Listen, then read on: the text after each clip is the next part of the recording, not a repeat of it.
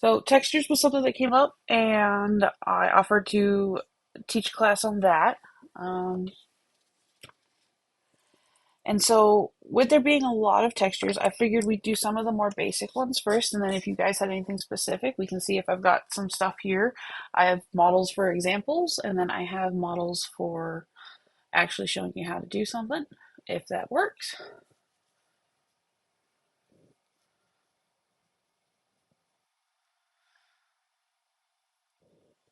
Um,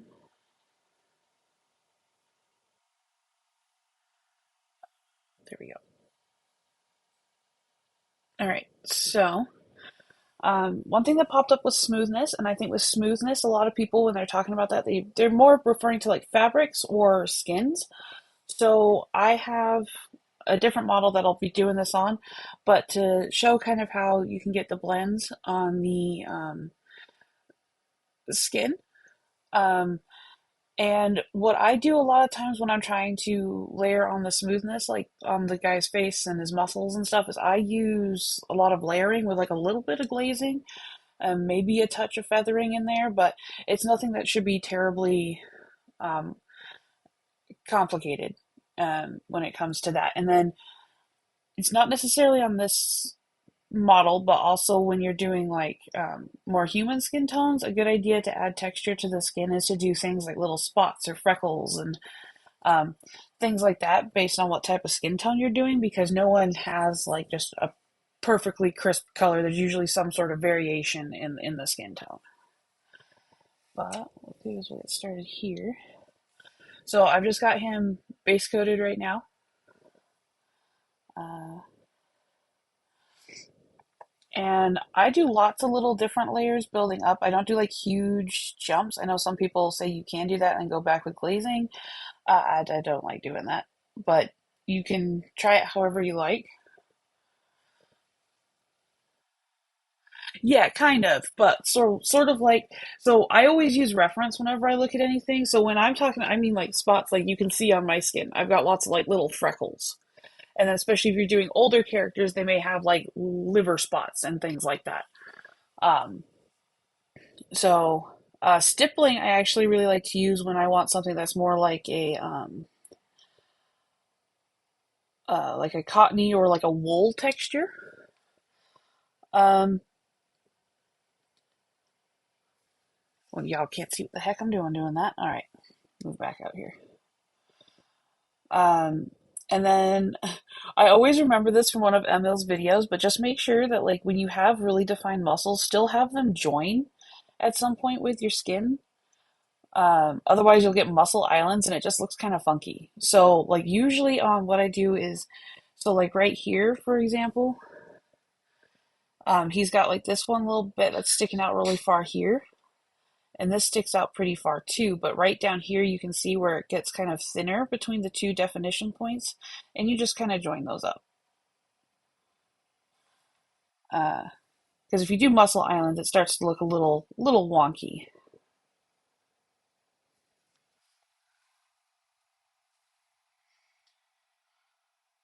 So just kind of.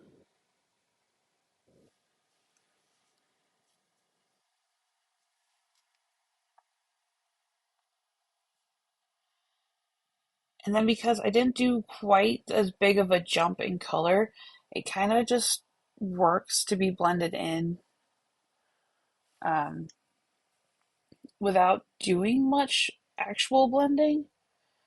And because on these guys I have such a dramatic shadow, which you can see on this one, having those deeper shadows really helps make the definitions in the arm and other muscles pop.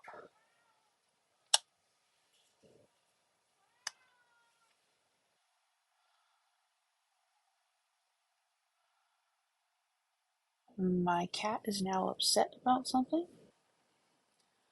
Sorry if you hear him meowing in the background.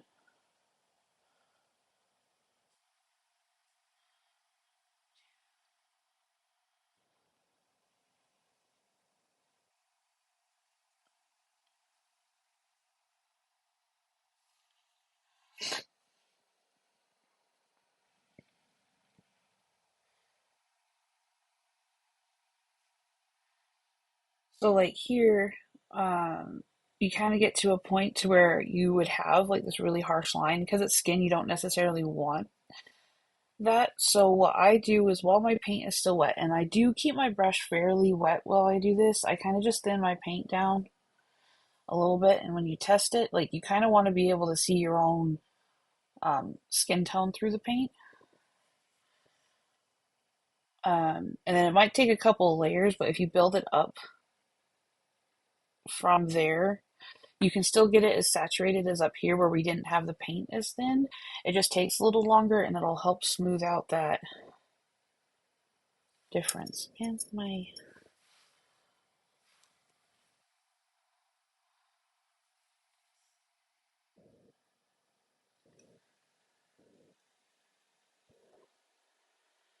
that what was one of yours?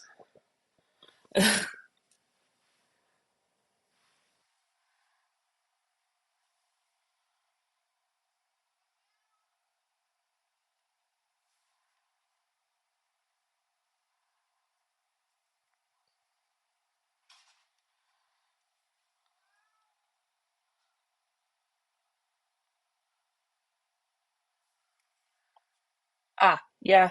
No, it might be mine. He's got the zoomies right now. I don't know what's up.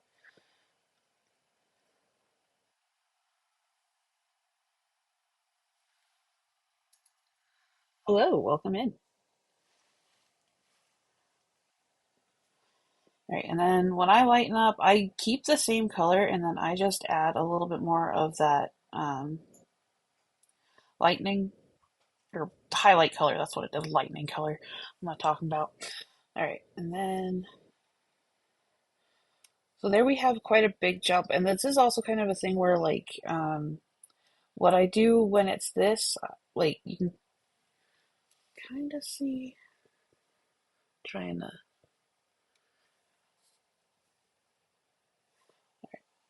um again kind of joining that muscle there, but more of at the high point. So you got the really dark color, the mid, and then you've got that little highlight. Trying to, there we go.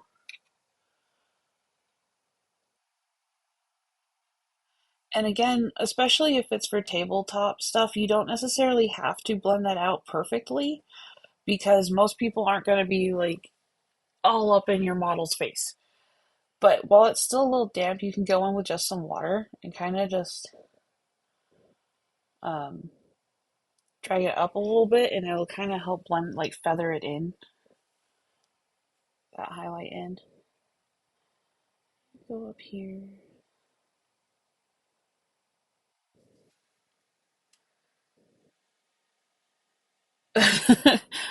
Thank you.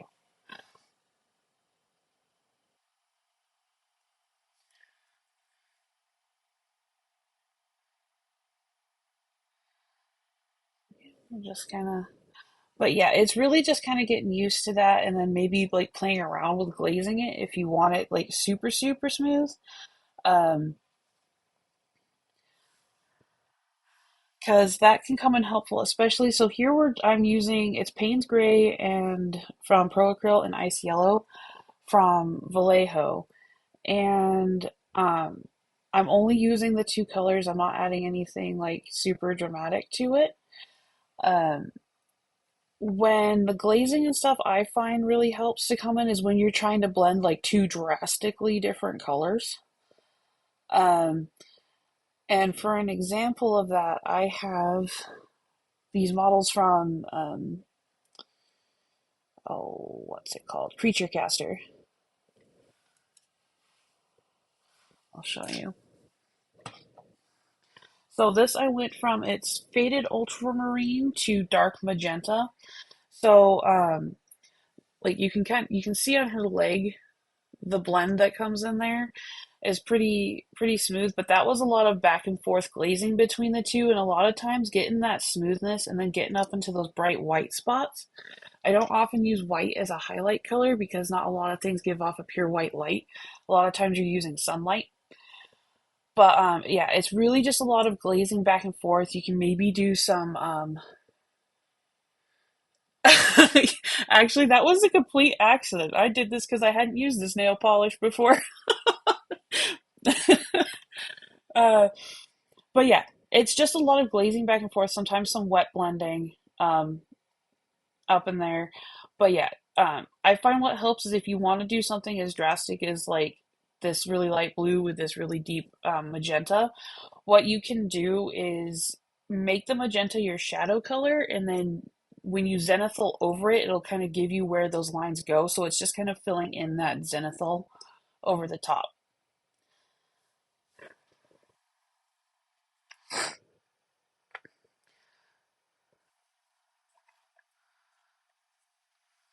Um, but yeah, so then I need a little bit more of this.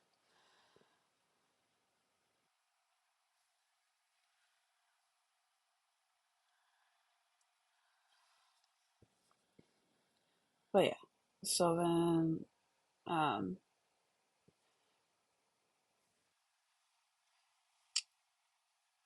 everything is backwards on my computer screen. All right, so yeah, that was pretty much the same color. So then I'm just gonna take this, and then again, it's just one of those things where you just take those little bits lower and lower,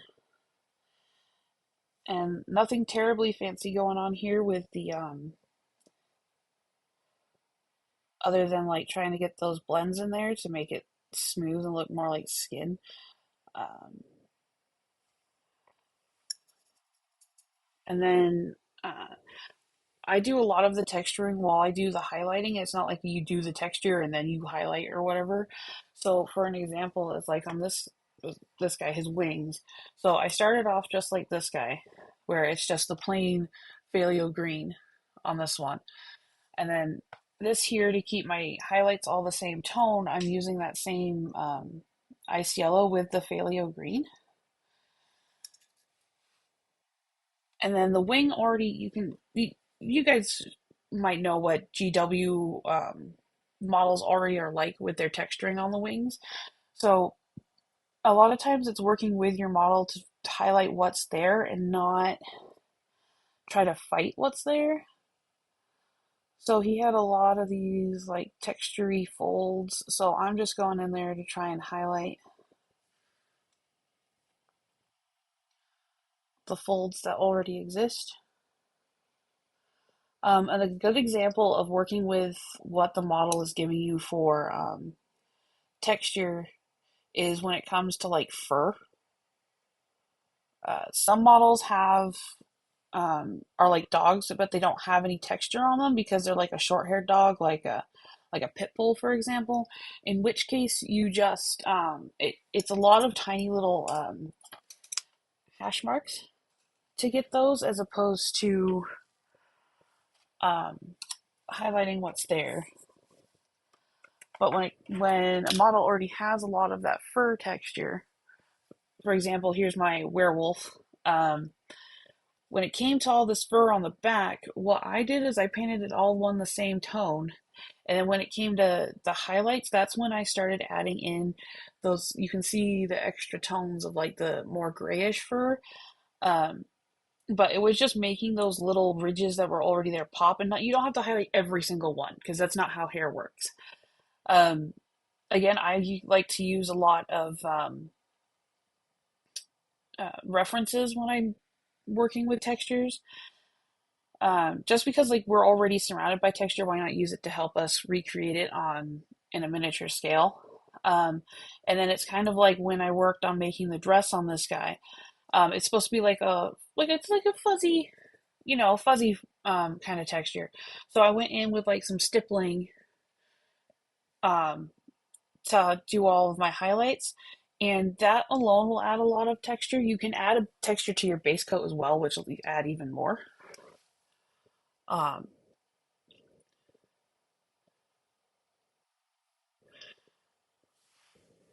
um, but yeah, so it's like I said, sometimes it's just working with what's already there on the model. Um,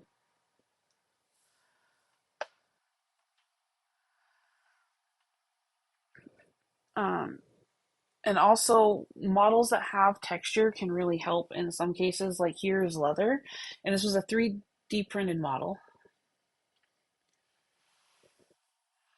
I was watching the stream and I was a little behind. I didn't know what the heck was going on. Okay. But this model already had a little bit of texture in the actual 3D print. So I used that to my advantage. And what I did is I dry brushed it to make that. So I painted it all one color, then dry brushed it to bring out the texture it already had. And then I went in with my highlight colors and just emphasized the wear and tear that the um, model already had. So, and then again with the fur, it's just highlighting where you want the light to shine. So like his whole chest isn't done. Like way up in there, you're not going to need to put highlights way up in there because you're not going to see that. But as the light comes down further on his chest, you're going to be able to see the light down on his chest. So it's a lot of playing with your light and playing your, oh no, his snow's coming off. To bring out those textures.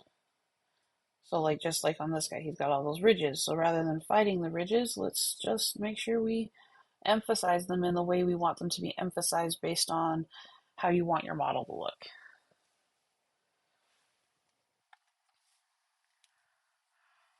Um, so with that, I showed that big model with all that big leather cape. So I have a little Krieg core guy here, and so leather is a big texture that I know some people seem to struggle with, or it doesn't look as realistic as they like. So I figured I'd go over how I um,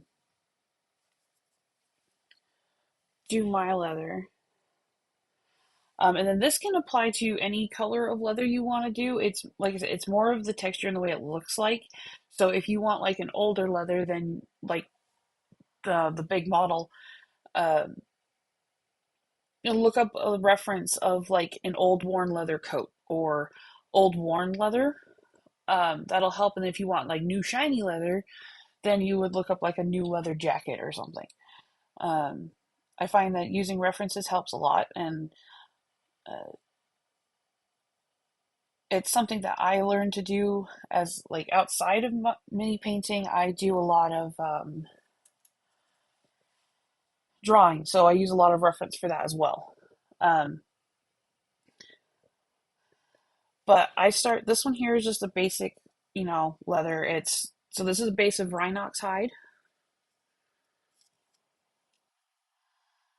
And then I just take, this is with drab brown. You can add whatever color you want for your highlight. It'll just change the tone of your leather.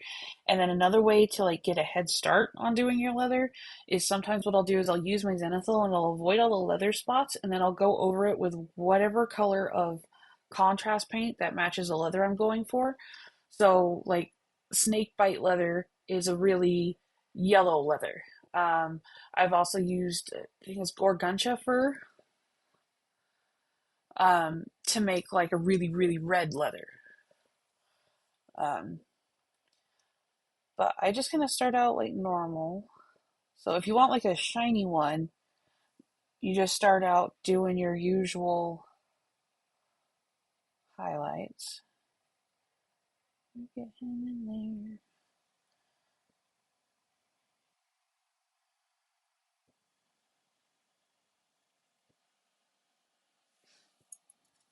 And then also when it comes to leather, I don't usually like blend it smooth. Because leather does have its own texture, so I just kind of leave like the tail end of my brush strokes. This is such a hard to see that.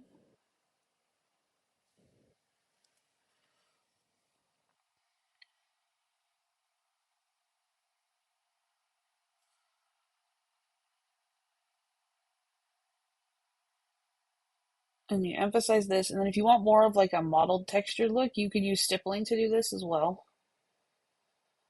Um,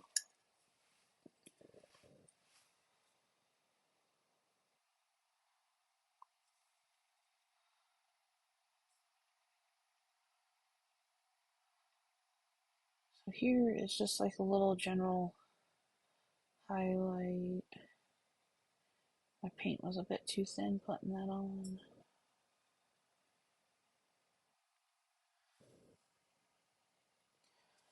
So again, when you're adding the texture, like I said, I build it into the highlights because you're only going to see the texture where you can actually see the texture. So um, I tend to build it up toward my highlight.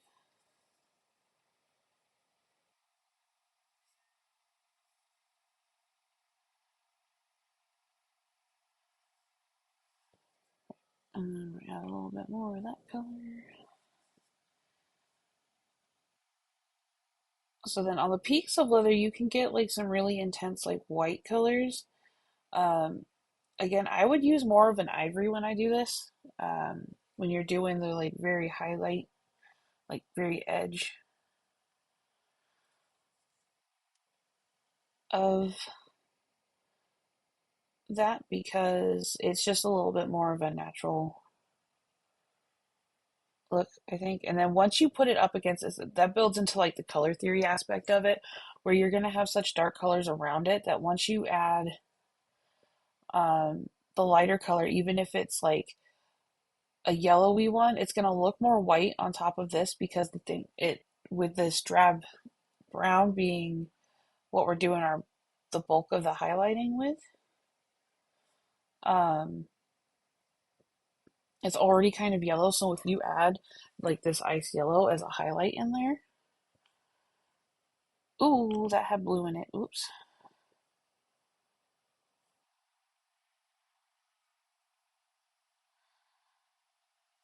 Do that. Get your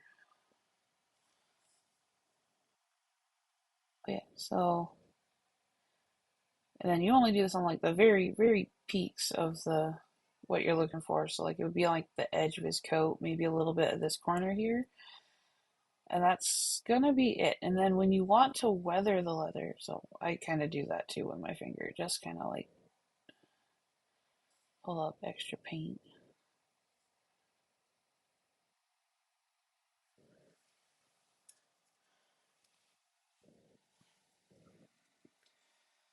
Um,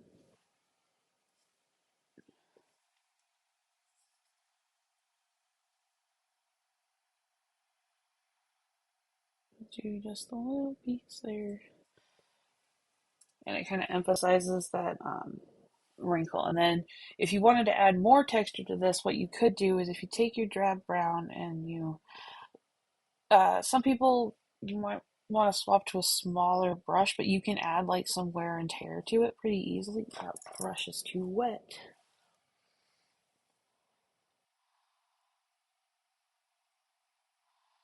I'll just kind of, and then so you can do this where you can just add, and you would do it more like where the wear and tear would be. Oh, you can't see that. Hold on. Get this lighter. There we go. You can do some scratching on the leather. Um, shoot, this is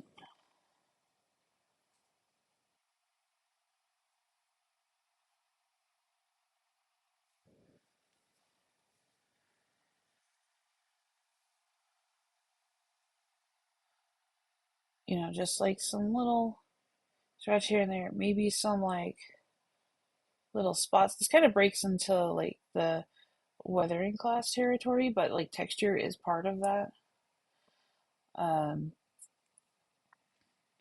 but yeah, you can just add, and then like he's got like a little hole in his coat right here, so you could like emphasize that little hole, put like a little like scratching around the hole. Um, just like little up on his sleeve, you could do the same thing.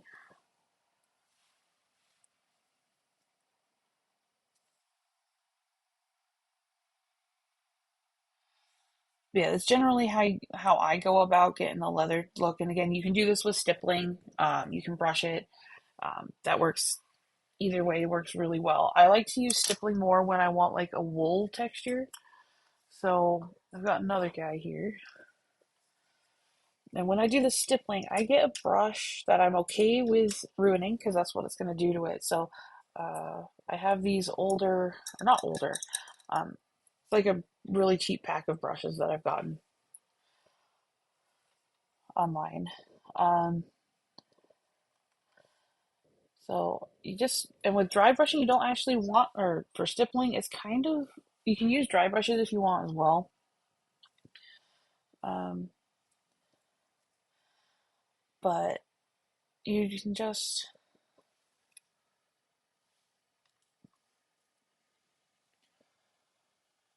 kind of poke gently. You can use your other brushes to do this if you want, but I find that I often end up using the tip of the brush more than I intend to when I'm stippling.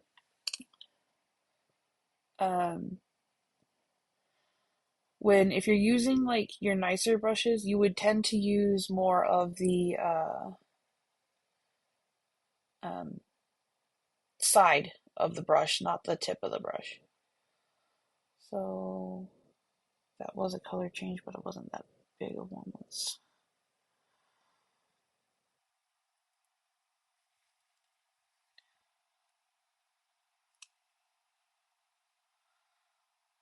Yeah, so you just kind of, and because like wool isn't going to be like shiny like leather, so you're not really going to have those really striking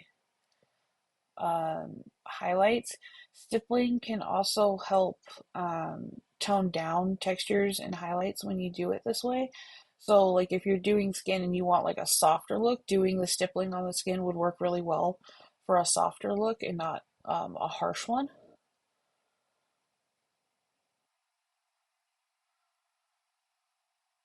So, and then like you see, I'm kind of like avoiding the deeper areas just so that we can emphasize like those little wrinkles and stuff like that.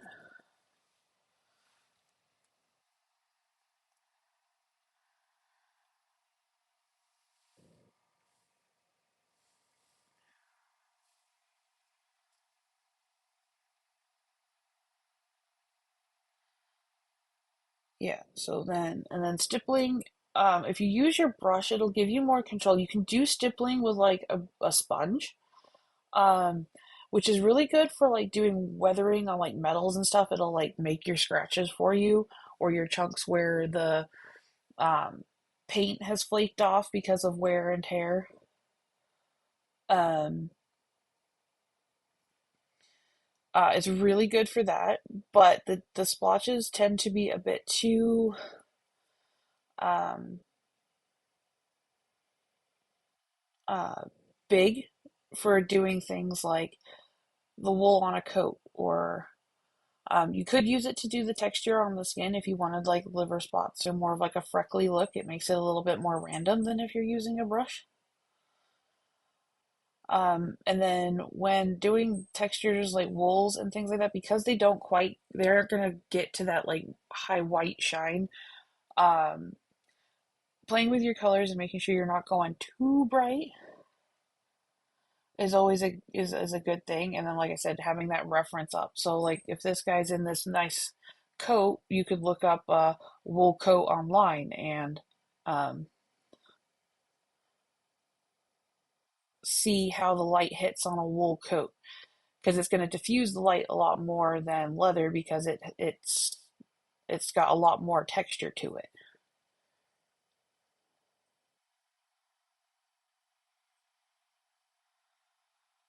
And then again, these models don't really have any texture on them. It's something I've noticed with GW models is that they don't have a lot of this pre-built texture. So like you can take two models that are roughly the same thing and make them look completely different because one's wearing a wool coat, one's wearing a leather coat. So it's just a neat thing to play with. Um, and when it comes to like doing fabrics and stuff, you can also play with things like silk and denim. So on his shirt, I made his shirt um pretty shiny. To be honest, that was a complete accident, but like it kind of worked out with then on the jacket, you can especially see right here, what I did is I left it plain and I built up my highlights, and then when I got to the highest of my highlights, I went in with just my brush and just did like the little streaks and cross hatching that's in denim. And so it was just like a set of blue jeans. Um, but like you can build up the highlights and then add the texture as the final highlight so that you're not like driving yourself mad drawing these little hatch lines um, all over the place. And then the orange here is just a good example of like a shiny shirt, where you have like the really bright brights right next to the really dark darks. It gives it that depth that a shirt that you'd wear like that would have.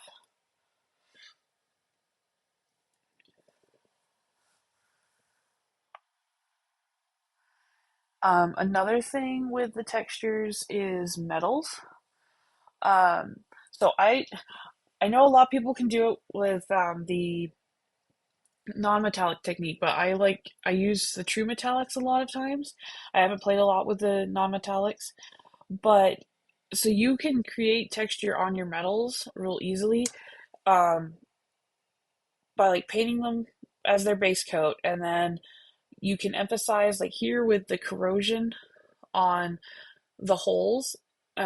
It was just a little bit of paint, and I did use the noosh medium, but you can do it with just water, and just made sure to layer it thick in the places where I wanted it.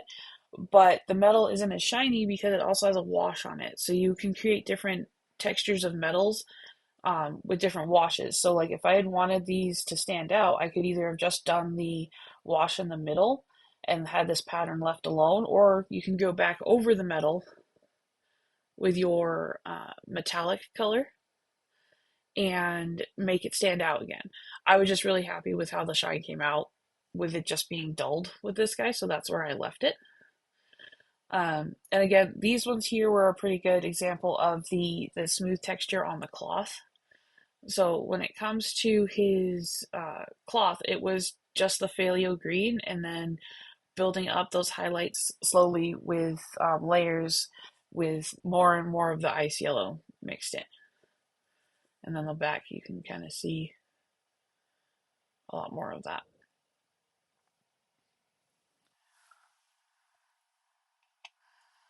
And then with the metals, so you can do a couple different things to add more texture to your metals. So like on this guy here, it's only the base of the bronze and the copper. And so what I like to do is I use an oil wash, but you can do it with like a contrast, like a thin down contrast paint. So I have a army of sisters that I've been working on, and that army of sisters uh, has a cream armor, but it's like been dingy. And to do that, I took the Garagax Garagax sewer and just thinned it down. Of course, you would stick to the when I don't want you to. Um, yeah. So to do like with the oil washes, you just get a little bit of oil paint and a little bit of mineral spirits, and you mix them together. I have this bottle pre-mixed because I use it fairly frequently. But you just kind of it's just like another wash when you put it on. It's just a lot smellier, and you have to make sure to use not your good brushes because of the mineral spirits. Um, so you can just pop this in there. You can put it on as thinly or as thickly, as thin or as thick if you want, as you want, um, and then kind of just try to pull it toward the crevices where the big patches sit. I just yeah, and then this does take a bit longer to dry than if you were using like a contrast paint thin down. I believe so. I think that's what I have. Hold on, I can look. Yeah, so I have odorless mineral spirits. Um, that's just what I can pick up here in the States. I go to the hardware store and pick it up because there's no point in spending the extra money on fancy art mineral spirits when you can go buy it at the hardware store for a lot cheaper.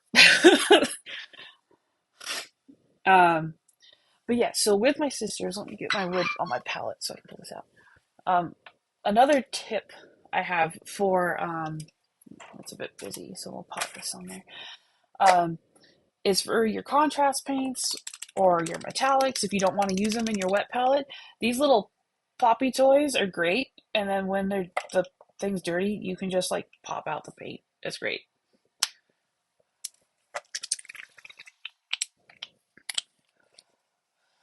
So just to show you with that, so that's straight Geargrax sewer. So what we're gonna do is I'm just gonna use a little bit of water. I like to put them in separate bowls, then mix them in another bowl because it just makes sure that I'm not overdoing it. Where's not?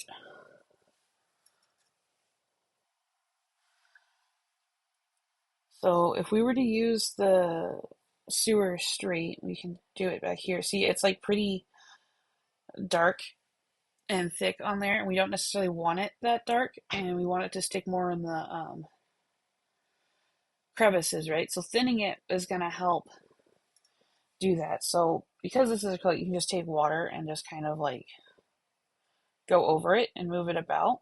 That'll help dull it out, or you take a little bit of that, a little bit of water, maybe some more water, and then you can smoosh that on there.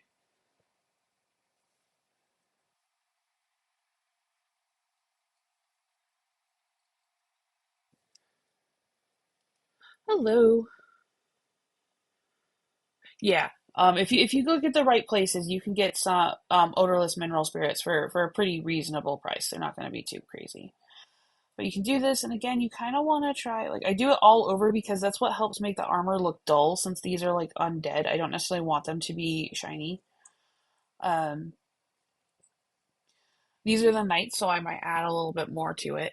But the tone is a little bit different because this is a bit more of a yellow tone than the oil wash that I used. Um, Hello. Um, but yeah, so then you do that, you let that dry, and then you would go over it again with like I go over it again with the exact same base color if I want to add some like poppy highlights on those. Um, with the metallics. And another thing that you can do with metallics, which I learned through a video where it's you used a non-metallic metal method with a true metallic paint. Um, so you can add like a 50-50 split of your base color. So this was Abyssal Blue from scale 75. And then I mixed Abyssal Blue with AK's darkest silver that I have. I can't remember the name of it. But then you do that over top. And then you go through and you gradually swap and you still mix like your previous tone into your new tone until you get to the brightest tones. And what that can allow you to do is, especially up on his thigh, if I can get the light, if I can get it to focus, yeah, there we go. Um,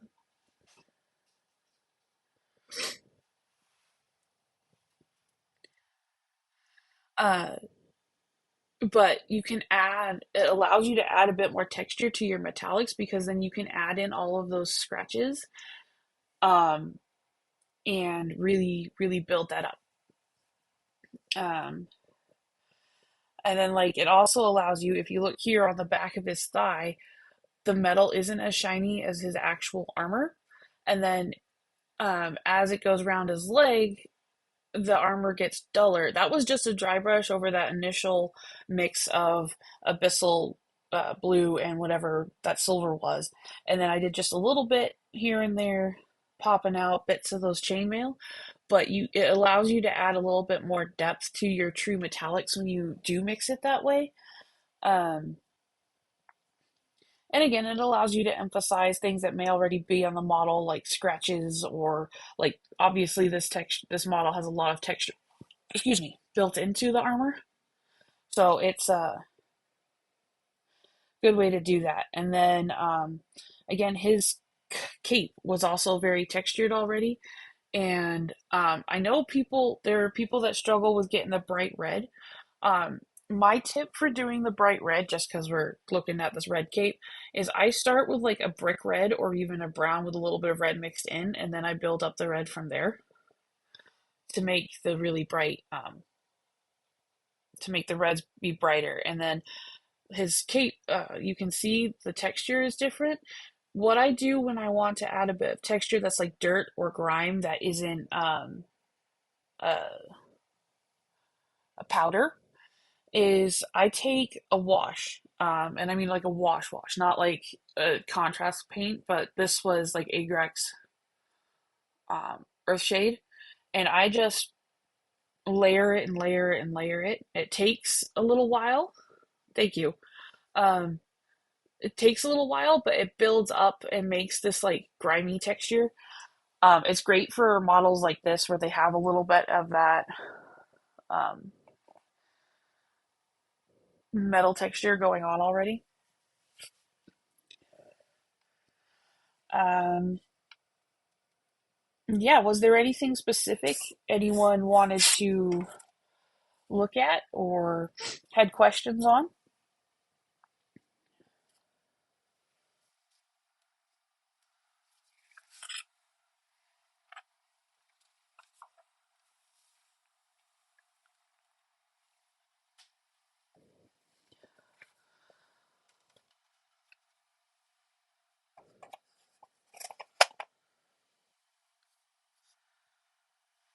Um, and then to touch, so like right here, this guy, he has a lot going on up on his shoulder. So he had some claw marks up in there, he had the fur going on. So this is the same colors as this guy here. Um, and to add a little bit of that difference, you could just emphasize, like I said, the textures on the model. This was just a simple, like going over it a couple times with a dry brush to really fill in that white color. Um, and then to emphasize like the cuts he had, I just went over it with a light magenta.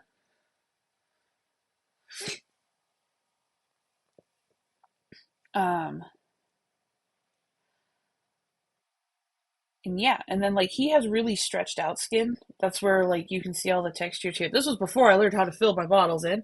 Um, but you can see all the like stretched skin, so I just played on that and emphasized that in the highlights so that you could really see that that skin was being pulled taut. um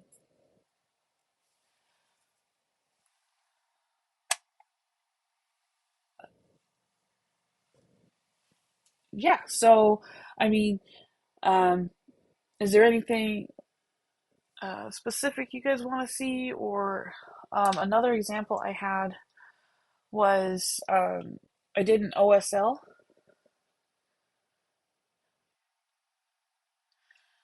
So painting the taut skin in fabric is kind of like what I had here is like, so when it gets pulled taut, it's kind of like usually, how do I have I guess, don't knock the model over. There we go. So like if we use this as an example, right? So here you got kind of loose. When you pull it taut, it still gets those stretch marks, even if you're pulling, whoops, too far. Um, you're pulling it taut. Usually there's going to be a reason it's being pulled taut. So kind of like on this guy's arm, it looks like it's being pulled really taut, and it's because you have this joint here and this joint here, and you, yeah. uh, uh, what I do is I emphasize the edges if there is edges, or if it's like being pulled. The raised edges are still what you're going to want to emphasize, because that's kind of what I did here. Get it focused.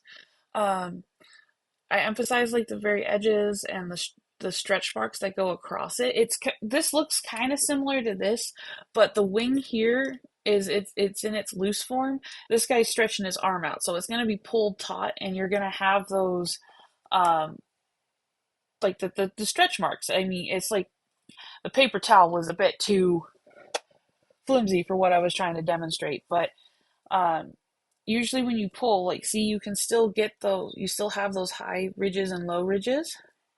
So you just want to emphasize the high ones um, when you're doing that. Because unless it's being pulled completely taut like a drum, um, you're not gonna. And then if it is pulled taut like a drum, you would emphasize where. So like on a drum, you'd have it round your edge here, and then you'd have whatever's pulling. My goodness, my nails. You'd have it pulling down here on this hand. You you'd have it pulling, and you'd see where the drum skin is being pulled taut.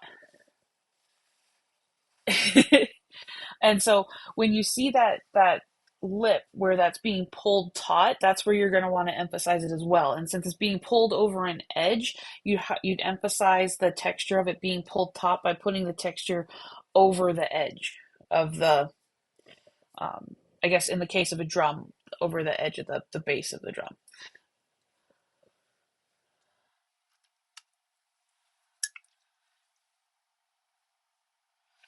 Um, but yeah, that's kind of like my run over the basics of texture. I guess if you wanted a bit more advanced, let me put this so I don't get bits in my paint again.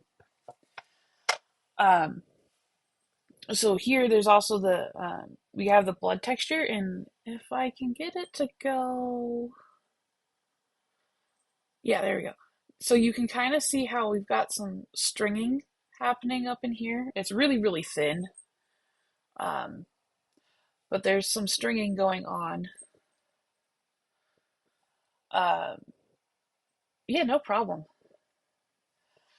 Um, and that's used. So that's you've probably heard of it. It's Uhu glue, but it's that mixed with a little bit of red ink is how I do it, and you just drag it across. And then like when doing textures like for blood, I know some people like to add it for emphasis on some of their models when it comes to like um my a blood knight here is a good example. You could probably put some up on the tip of his lance and have it drip down. Um it doesn't take a lot to do it. It's one of those things where less is more. You just need enough to emphasize what it is that you're going for. You don't need to like completely obliterate the model in blood to make it look like it's bloody, unless you really want it to look that way. Um, but yeah, I just put a few speckles here and there because like it would be, you know, the concentration would be up here because that's where the limb and all of that's happening, and then just like little dribbles further down here. Um, so like on this lance, if he had just gored somebody with it, you'd have like the little bit here, like concentrated at the top, and then you might have like some little runs happen down more of the flat sides rather than the points of the lance. Because I don't know if you can see that, but this is it looks four-sided, but it would come down in more of this area because that's where like in the technical, I guess with the sword terminology, it would be the fuller. So it would fill up that gap. And again, I mean, I don't recommend looking up pictures of gore, but thank you.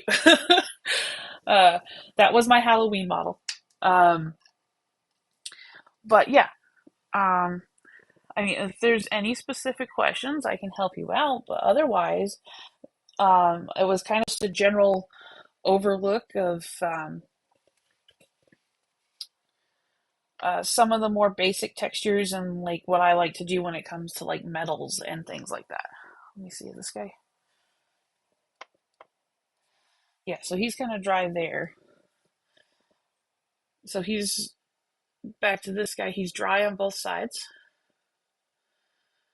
Um, and then what you can do is to make it pop a bit more, you can go back with your metallic and add emphasis on like you probably do it like down the edge of these spines. Where's my paint?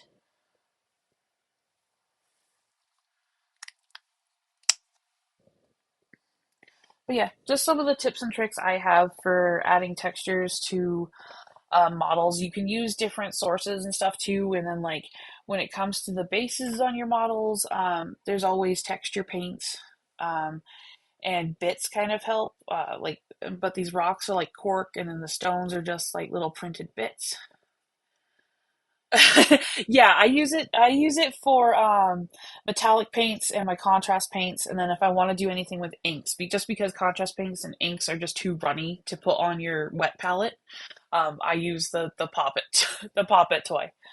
Um, but yeah, so then you just come in here and you would uh, might see it a little bit more. Yeah. Uh, Back over just like the very tip, maybe a little bit onto those edges if you wanted.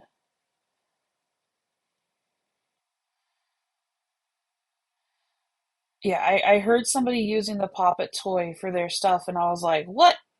And I like bought this for $3 and it was great. The only thing I regret is that it's butterfly shaped, so it's really inconvenient to try and store somewhere.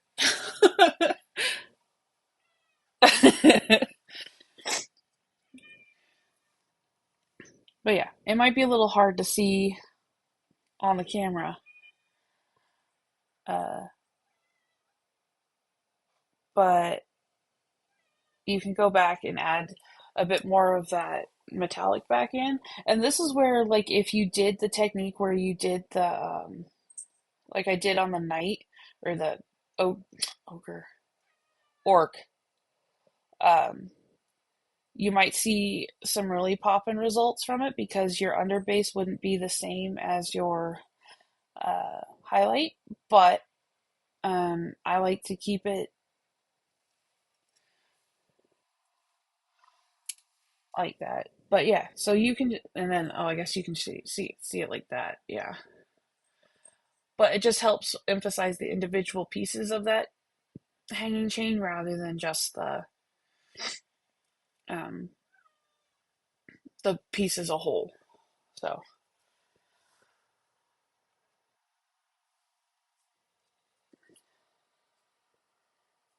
um, and I suppose so. Another thing, I suppose, with the textures that I could touch on really quick is when you do things that are like so. This was like a double OSL source model that I did.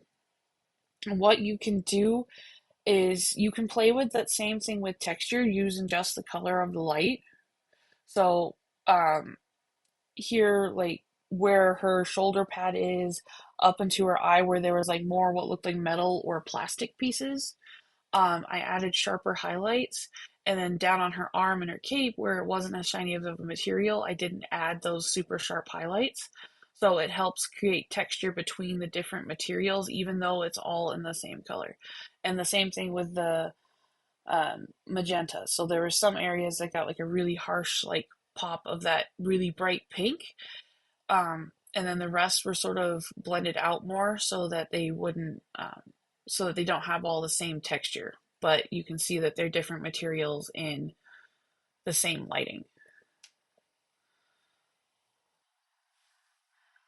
Uh, but yeah, unless there's any specific questions, I've gone over everything that I can go over. I think.